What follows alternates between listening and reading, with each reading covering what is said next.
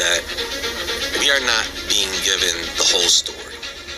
They never give us the whole story. We have to get that from other people. We have to get the real news from people who live in the area.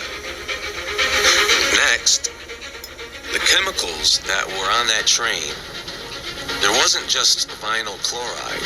There was 150 rail cars. 20 of them had chemicals, and I believe only 4 or 5 of them were vinyl chloride. So what was it that they were carrying that they burned into the atmosphere, you ask? According to a letter from the EPA, Southern train comprised of roughly 150 rail cars derailed. Approximately 20 rail cars were listed as carrying hazardous materials.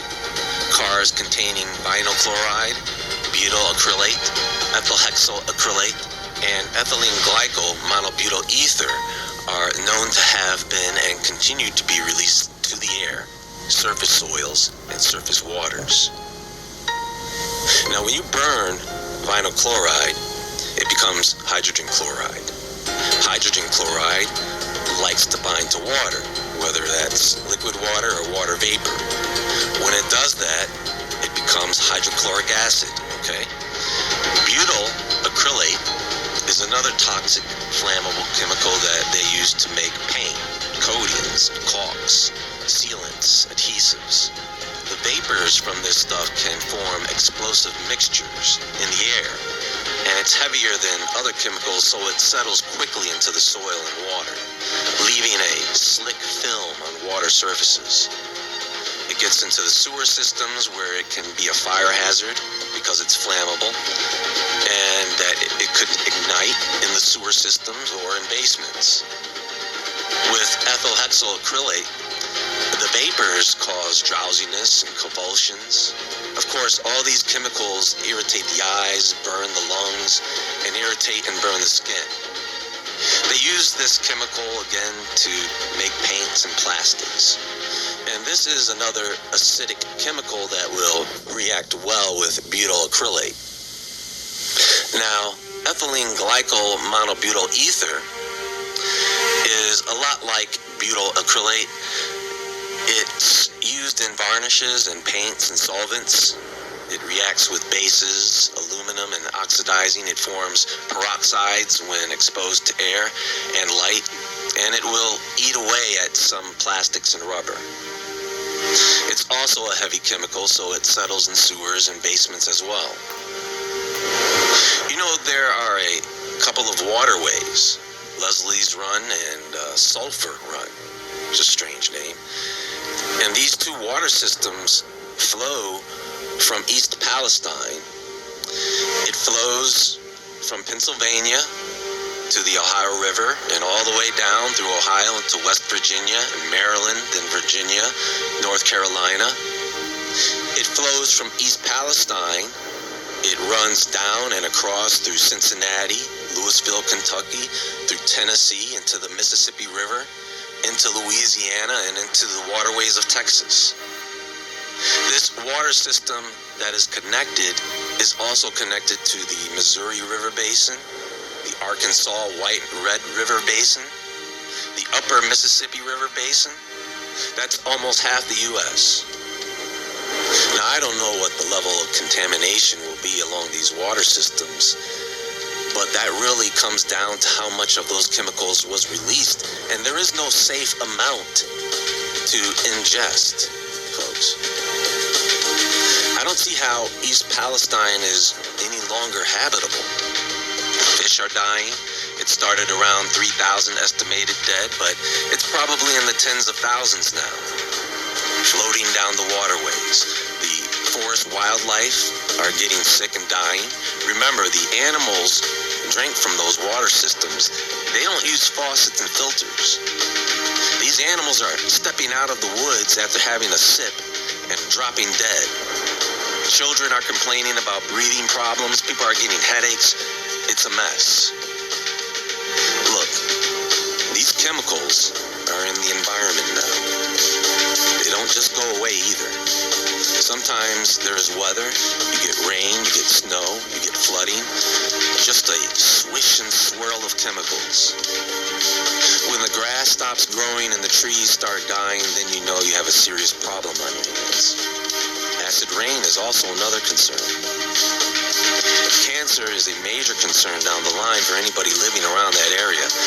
That's always a matter when we're dealing with toxins and chemicals. Now, vinyl chloride is a chlorinated hydrocarbon.